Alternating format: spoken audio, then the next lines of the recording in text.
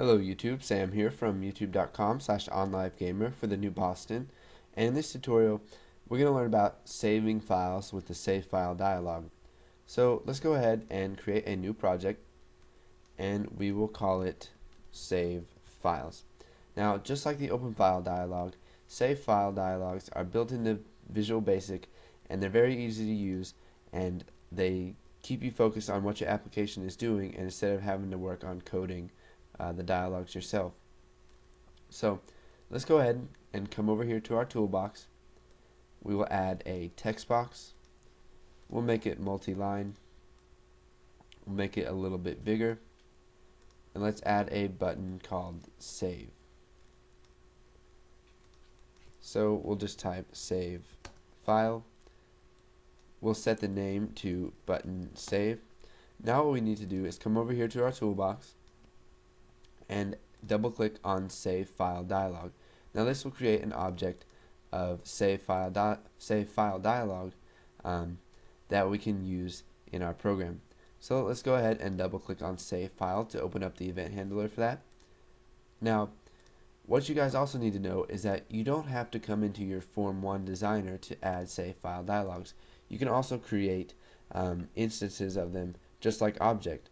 So dim my file to save as new Save File Dialog. So you can create objects with them inside of your code. So that's just another way of doing it, and this is what the designer does for you. When you add stuff to the toolbox, it just makes objects of it in your code, but it's saved in a different file. So let's go ahead and delete this here. So what we want to do is let's use a simple if statement. So if textbox1 dot text dot length is greater than 0, then we'll go ahead and show the dialog, because we can't write nothing to a file. So we'll type save file dialog 1 dot show dialog, and now what we want to do is we want to save the file to whatever they named it.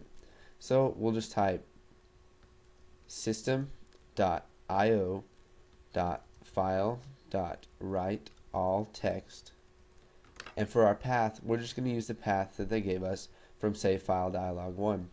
So Save File Dialog 1 dot file name. So this gets the path and the file name after that, and the contents of it is going to be textbox1 dot text.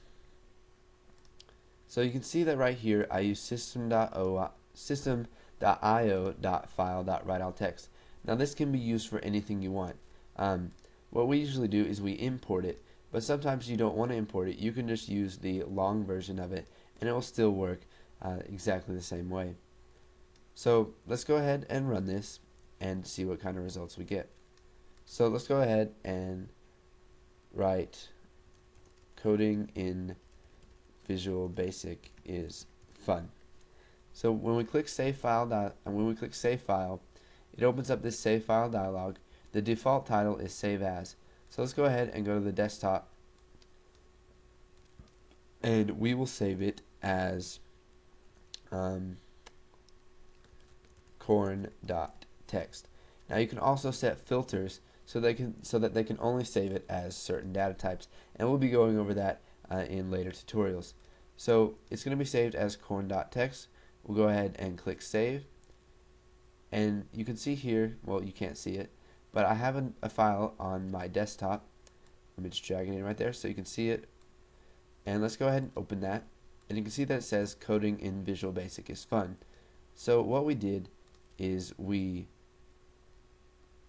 just created a save file dialog, and if they have actually typed something in here, then it's going to go ahead and show that dialog, and it's going to write all the text of that into the file that they specified, and use the text from textbox1.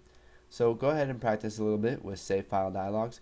You can also change the attributes of them just like you could with the open file dialogs, and then once you've got those down, go ahead and move on to the next tutorial.